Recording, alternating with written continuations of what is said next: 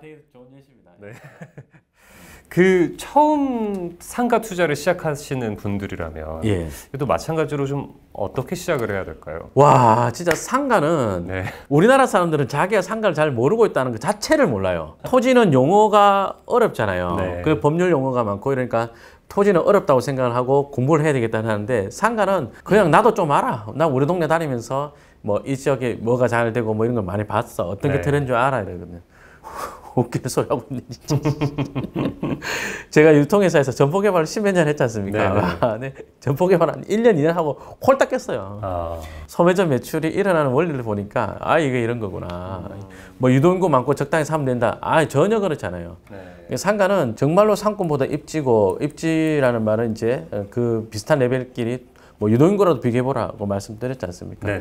공부를 해보세요. 제 강의 들으란 말 같아서 참 조심스러운데 상가가 토지보다 더 위험해요. 토지는 기본적으로 호재가 있으니까 샀을 거 아니에요. 네. 그럼 느리게 가더라도 호재 때문에 올라간다. 뭐 개발 불능지를 산다. 이건 답이 없고 그래도 개발 가능지를 산다. 그러면 좀 올라갈 가능성이 있단 말이에요. 네. 예? 근데 그렇게 되는데 상가는 비싼 가격에 사버렸다. 예를 들어서 제가 굉장히 비난을 많이 했던 지역 중에 한 개가 신도시 중에 네. 위례에 트램 지나가는 그 동네. 거기 상가 너무 비싸게 분양했다. 실질 가치보다. 네. 그 10억, 뭐 10, 한 5억에 분양한 상가들 내가 볼 때는 월세 한 250 받을까? 이런 자리인데 분양 당시는 600만 원 월세 측정해가지고 역산해서 15억 뭐 이런 식으로. 네. 지하에 지에서 슈퍼가 들어오는데 대형 슈퍼가 들어오는데 SSM. 그래서 그 슈퍼 앞에 자리를 뭐 한 10평인데 월세 250이 예상치로 보고 그걸 역산해서 분양가로 책정했더라고. 그건 제가 무슨 근거로 거기를 월세 250을 보냐. 네.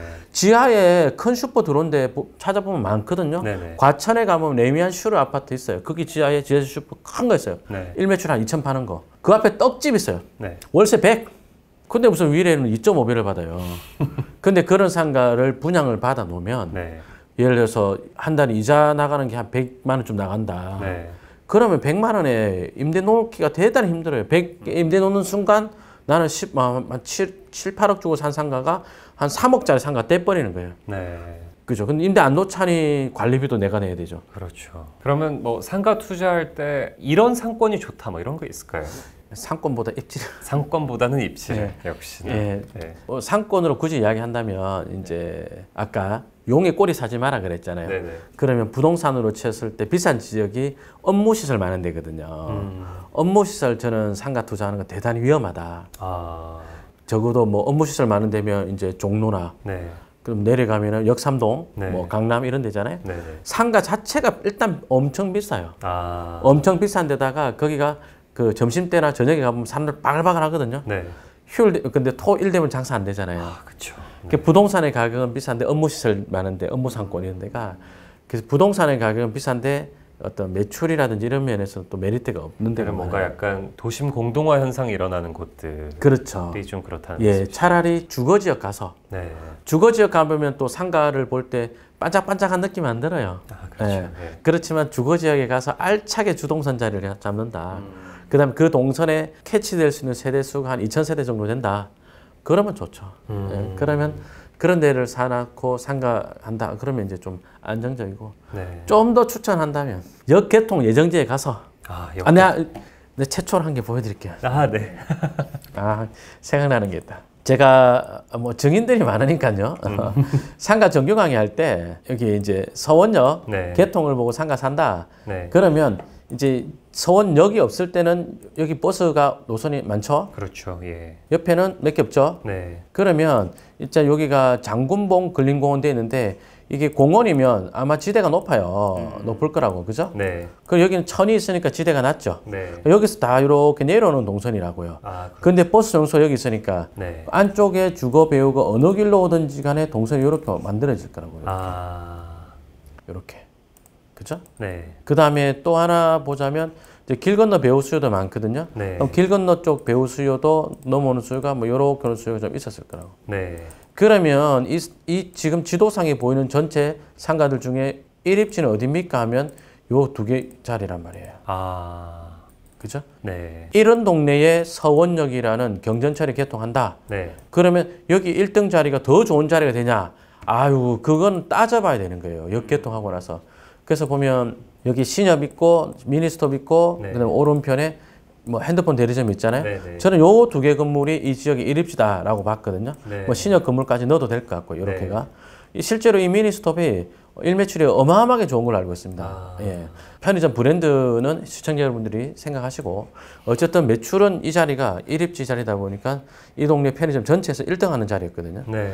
근데 저 건물이 좋냐? 여기 개통하고 나서 동선을 다시 그려보면 이야기가 또 달라지는 게 네. 예를 들어서 요 꼭지점에서 여기 해볼게요. 여기서 이제 지하철 타러 가는 거리를 재보면 요렇게 1번 출구 이렇게 가야 되거든요. 네. 이르는 거리가 240m죠. 네. 240m인데 근데 반대편 쪽 길로 오면 어찌 됩니까? 이쪽 길로 오면 이르는 거리가 187이죠. 네. 그러면 안쪽 사람들이 동선이 이쪽으로 많이 오겠죠.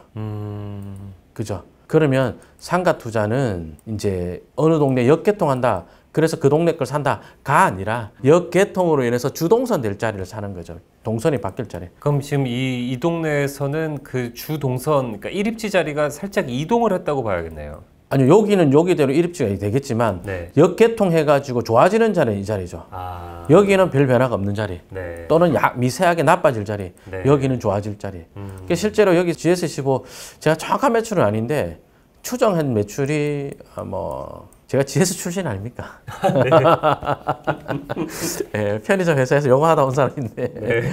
그 전에 한 150 정도 팔았다가 네. 지금 역개통 이 정도 되면 한 220, 30 이 정도 팔지 않을까? 일매출이. 예. 네. 근데 편의점이 150 팔 때랑 220, 30 팔 때 임차료 지급료가 완전 달라요. 그럼 150만 원 판다. 그러면 편의점 알바비가 시간당 10,000원 정도 나가잖아요. 네. 5만 원 팔면 10,000원 남거든요. 네. 5만 원 판단 말은 일매출 120이잖아요. 네. 5만 원 팔아서 10,000원 남으면 알바 주면 끝나잖아요. 월세도 내야 되는데. 아. 그 150만 원 팔 때면 알바비 주고 나면 주인이 거의 자기 인건비 겨우 벌어가는 거거든요. 네. 근데 매출이 230이다. 네. 그러면 이제 점주 수익도 훅 올라가죠. 아. 그런 임대인 입장에서 더 이상 말하지 않겠습니다. 네. 예. 이게 진짜 엄청난 호재, 그러니까 이게 말씀하신 것처럼 이 동네에서는 일입지가 그러니까 더블로 생긴 효과가 그렇죠. 되는 뭐 예를 들어서 이 동네에서 아까 그 자리는 1등 자리면 요거는 3등 자리였단 말이에요. 네. 근데 역개통하니까 이제 2등 자리 정도로 올라오는 거죠. 그럼 1등 자리 그래도 1등 자리 사셔야 되는 거 아니냐? 그 자리는 비싸잖아요. 그 자리는 비쌌었고 요거는 상대적으로 쌌을 거거든요. 네. 그래서 어느 동네에 여기 개통한다 그러면 그 주변에 상가를 산다가 아니라 배우 수요와 역 출구와 동선을 연결해서 그 동선을 옮겨올 자리 거를 미리 산다. 네. 이렇게 보면 좋죠. 알겠습니다. 근데 이게 제가 그냥 듣기로 그 서울 지역의 그 평균 뭐 그 상가를 뭐 임대 수익률 같은 게 뭐 4% 정도라고 들었는데 예. 지금 예금 금리가 4%를 넘었잖아요. 예. 그런데 이 상가 투자 괜찮은 시기인가요? 안 좋죠. 안 좋죠. 저는 상가 투자 시장 지금 상가 투자 좋다. 상가 지금 공부해야 될 때다. 라고 말하는 사람들 중에 구체적인 논거를 제시하는 사람을 거의 못 봤어요. 그냥 자기 주장이야. 그러니까 지금 상가 투자하기 좋을 때입니다. 해야 됩니다. 들어보면요. 월세가 나오고 보증금이 나오고 시세 차익을 누릴 수 있습니다. 그건 지금이 아니라 상가 자체가 원래 그런 거잖아요. 예. 맞잖아요. 네. 그러니까 지금 안 좋아요. 지금 안 좋은데. 근데 이제 지금 안 좋아도 너무 안 좋은데. 네. 근데 이제 이 대출 금리가 계속 갈 거냐? 그렇지 않을 거 아니에요. 그죠? 네. 그래서 지금부터 이제 잘 노리면 특히 이제 경매 시장도 관심 있게 봐야 되는데 못 버티고 나오는 급매물이라든지 경매물건이라든지 이런 것들 중에서 괜찮은 것들도 나오지 않을까. 그래서 그 다음 판단은 스스로 해야지 제가 답 낼 건 아닌데 그래서 금리가 쭉 계속 간다면은 상가 전체적으로 훅 떨어질 거고요. 네. 그게 맞고. 근데 이제 다시 턴할 걸 본다면 이제 그 사이에 이제 뭐 우량한 것을 선점한다는 생각을 해도 괜찮을 수도 있고. 근데 지금 금리 하에서는 나쁘냐? 분명히 나쁩니다. 분명히 나쁩니다. 그 급매물 말씀해 주셨는데 지금 아파트도 속속 나오고 있잖아요. 예. 그러면 이게 상가 투자는 토지 투자보다는 그런 뭔가 아파트 투자랑 조금 더 성격이 비슷한다고 볼 수 있을까요? 금리의 영향을 많이 받고 이런 측면에서. 토지보다는 이제 상가가 아파트랑 가깝다. 그런가? 굳이 뭐 비교하자면 그럴 수는 있겠는데요. 예. 그러면 이게 뭐 급매물은 왜, 그러니까 이것도 이제 대출 금리를 못 버텨서 이제. 장난 아닙니다. 진짜 보면은 시중에 물건들 보면은 예를 들어서 뭐 실제 사례 네. 강남의 어느 요지에 있는 125억에 매매됐던 실제 사례. 그분이 신용이 좋아서 100억 대출을 받았단 말이에요. 그래서 월세 받고 이래갖고 이자 내고도 조금 남았어. 근데 금리가 대출 연장하면서 훅 올라버린 거예요. 그러니까 이자를 내려니까 이제 자기 돈을 보태야 되는 문제가 생겼죠. 이게 그런 물건들이 강남권에 특히 많아요. 네. 거기다가 지금 강남의 빌딩들 사보면은 좀 인기 지역은 공실이 거의 없거든요. 네. 그러니까 자꾸 뭐 신생 기업들 생기고 이러면서 그런 기업들 수요가 많이 들어오고 이랬는데 그런 기업들도 좀 빠진다든지 경기를 후퇴하면서 그래서 임차 수요도 줄고 그리고 뭐 동선상의 어떤 유리한 자리도 아니고 네. 그냥 그 지역이 뜨면서 같이 뜨는 것들 있잖아요. 그걸 이제 풀 대출 받은 것들. 네. 와, 버티기 힘든 것들 계속 나올걸요. 아. 실제로 빌딩 중개하시는 분들하고 이제 뭐 이야기를 해보면 네. 매수 문의가 네. 3분의 1 이상, 한 4분의 1로 줄었대요. 4분의 1이 줄은 게 아니고 4분의 1로 줄었다고요. 네. 매수 측면이. 근데 이런 시국에 상가가 좋다라고 말하기, 지금 시점이 상가 좋다라고 말하기 조금 억지죠, 억지. 네. 예. 내년에 상가 개강해야 되는데 큰일 났네. 수강생 안 오는 거 아니야? 그 뭐 미래도 미리 공부는 해놓는 게 좋겠죠. 그렇죠. 네. 근데 뭐 어려울수록 또 공부가 가지는 힘은 있는데, 네. 근데 이제 그러더라도 강의하는 제 입장에서 네. 지금 시장이 좋아지니까 공부해서 좋은 거 골라주십시오. 이게 더 낫죠.